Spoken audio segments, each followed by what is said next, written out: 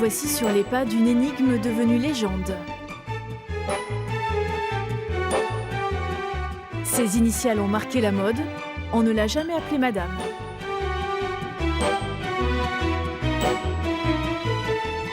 C'est Coco Chanel qui a ouvert sa première boutique haute couture à Biarritz. C'était en 1915, loin du front. Mademoiselle Chanel installe ici son magasin, rue Gardère, et ses ateliers, Villa de l'Aralde. Ça, c'était ses ateliers et les magasins étaient juste derrière. Dans cette villa qui avait été construite d'ailleurs par un Anglais. Chanel s'était installé ici grâce à ses protecteurs, d'une part Étienne Balsan et puis Boy Capel. Aujourd'hui, les ateliers sont devenus restaurants. Mais à l'époque, jusqu'à 60 ouvrières y travaillent. Sans fortune, Chanel se crée un nom grâce à ses amants, Étienne Balsan, éleveur de chevaux, et surtout Boy Capel, riche anglo-saxon, son grand amour, qui disparaîtra tragiquement. Chanel, c'est tout à son honneur d'ailleurs, était venue de très bas, mais de très bas à cause des circonstances, parce qu'elle était la fille d'un marchand forain cévenol qui l'avait abandonnée dès l'âge de 12 ans au moment du décès de sa mère. L'écrivain Alexandre de la Cerda a découvert les mémoires censurées du vicomte de Vaufreland, ami de l'éleveur de chevaux Étienne Balsan. Extrait de sa rencontre avec Coco Chanel. Je l'avais connue à un moulin faisant la quête au Beuglant. En fait, il s'agissait d'un music-hall. Étrange fille, partie des bas-fonds de la galanterie et parvenue au sommet de la vie parisienne et cosmopolite, développant en effet la petite boutique de chapeaux que lui avait donnée Étienne, Coco, sous l'impulsion de Boy Capel, le magnat du charbon et l'aide de camp anglais de Clémenceau, créa des maisons de couture à Paris, à Londres et à New York. Les noms sont barrés parce que, à sa sortie il y a une douzaine d'années, le livre a été censuré par les héritiers de Coco Chanel. Mais bien entendu, tous les autres noms étant là, on voit immédiatement de qui il s'agit.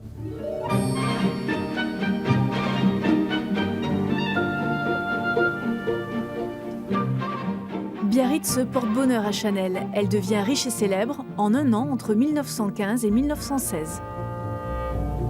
Il y avait beaucoup de gens qui venaient se réfugier à Biarritz pour fuir le front, mais c'était en même temps un endroit où l'on rencontrait toute une société mondaine et même demi-mondaine. Ici, on était dans un endroit où tout ce qui était luxe, élégance pouvait prospérer malgré la guerre.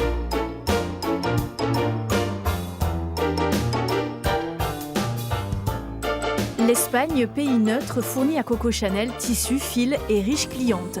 C'est pour elle qu'elle crée à Biarritz en 1916 une robe sans taille parue dans la chiquissime revue Harper's Bazaar. Elle invente aussi sa célèbre veste 3/4 en jersey.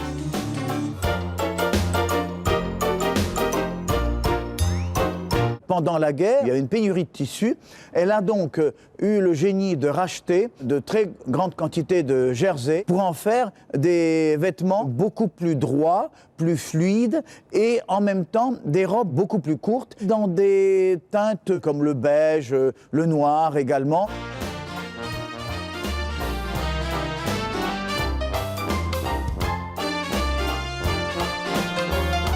C'est le temps des palaces et des mondanités. Coco Chanel séjourne régulièrement entre 1915 et 1925 à l'Hôtel du Palais.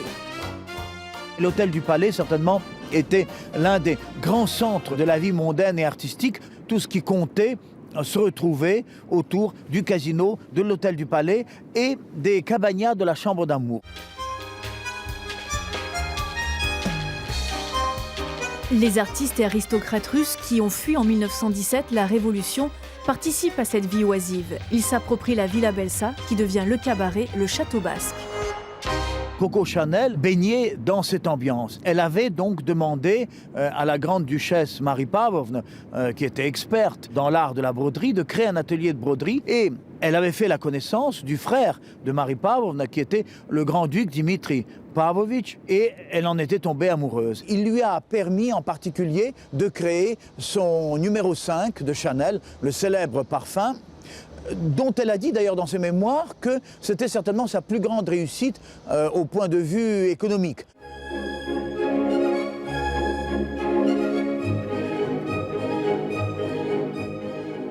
sommes en 1921, Chanel est l'ami de Nijinsky, Stravinsky et de Diaghilev, fondateurs des ballets russes dans lesquels danse Serge Liffard. Elle finance la compagnie. Quand Chanel s'installe ici, les ballets russes vont s'exiler en Espagne, qui est un pays neutre. Ils vont résider beaucoup à Madrid, mais un peu à Saint-Sébastien. Elle est impliquée pour les ballets russes, elle s'implique financièrement et souvent discrètement. C'est-à-dire que Diaghilev, pour constituer sa compagnie, il avait besoin, c'était la première compagnie privée, il avait besoin de mécènes.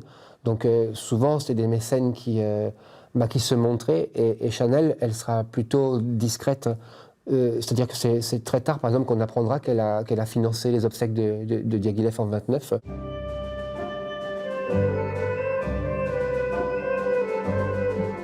Près d'un siècle plus tard, Ballet Biarritz recrée le répertoire de cette troupe d'exception.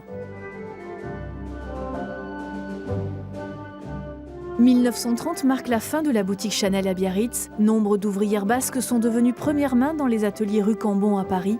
Coco Chanel poursuit sa destinée. En 1939, elle arrêtera sa maison de couture pour quelque temps et elle ne s'occupera que de parfums. Et c'est seulement vers 1954, donc bien après-guerre, qu'elle remettra en marche sa maison de couture.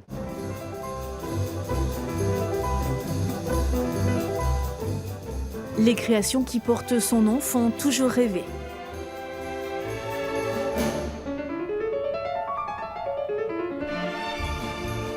À Biarritz, l'élégant fantôme de Coco Chanel laisse encore flotter un inoubliable sillage de parfums.